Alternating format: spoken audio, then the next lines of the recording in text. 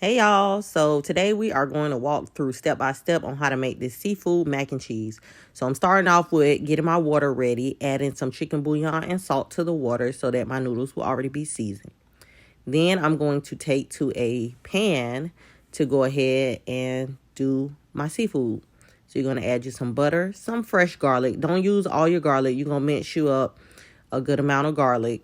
And don't use it all on this step because you're going to need some later for your roux. This right here, I am adding the shrimp and the lobster tail meat. And I'm going to season that up with some Old Bay, some complete seasoning, some Tony's Creole, more spice. And please don't ask for the actual measurements because there are none. I just try to get the flavor the best that I want it to be.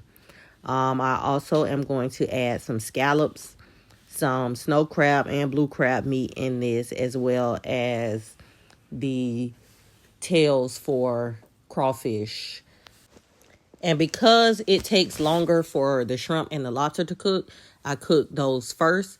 And then I went ahead and added in the other seafoods to cook once the shrimp and lobster started to get done. And you're just going to go ahead and saute all of this up until it is cooked. As you can see, I'm adding in the crab claws here. And at the end, I'm going to drain off some of these juices that will accumulate in the pan so that I can use them for my roux. And I also take out the crab claws when I get ready to mix in the seafood into the macaroni. This is how it should look once it's done. And you don't want to like shred your meat. And I chopped up my shrimp and everything so that I can have seafood in every bite. These are the noodles that I use. You can use whatever noodles that you like. Once those are done boiling to the texture you want them, you go ahead and drain them off. You can keep some of that pasta water if you want also to add to your roux. I didn't for this step. I just added in some of the seafood juices. And I add sour cream and butter into my noodles and just mix that up and let that sit that to the side. Now we are working on the roux. So you're going to add you some butter to the pan, to a pot actually, and some fresh garlic, the remaining fresh garlic that you have. Go ahead and add you in some heavy cream, and you're going to season that up with some black pepper, some cayenne, onion powder, garlic powder, paprika to get that flavored. You're going to let that simmer, and you're going to keep on mixing that up.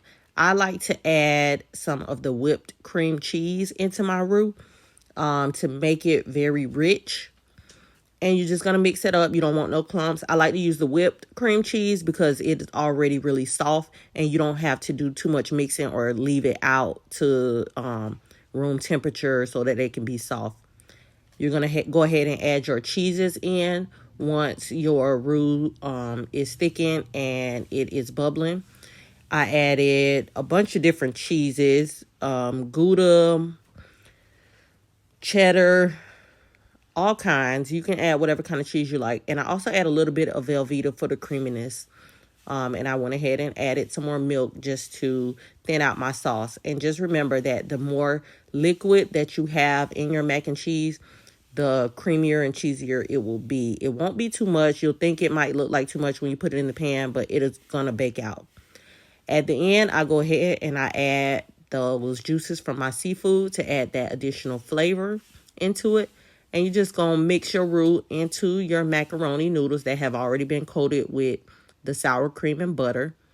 And then you're going to fold in your seafood and get it ready to be baked. And like I said, I took out the claws so that I could put them on top as like a garnish. You'll see.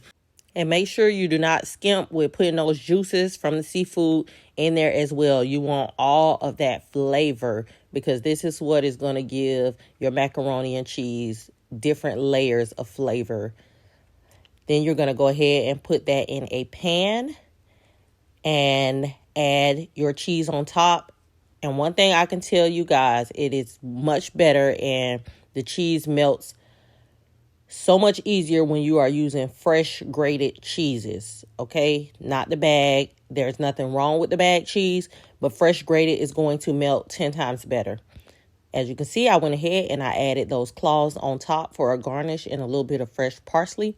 And I stuck that in the oven on 350 for maybe about 40 minutes.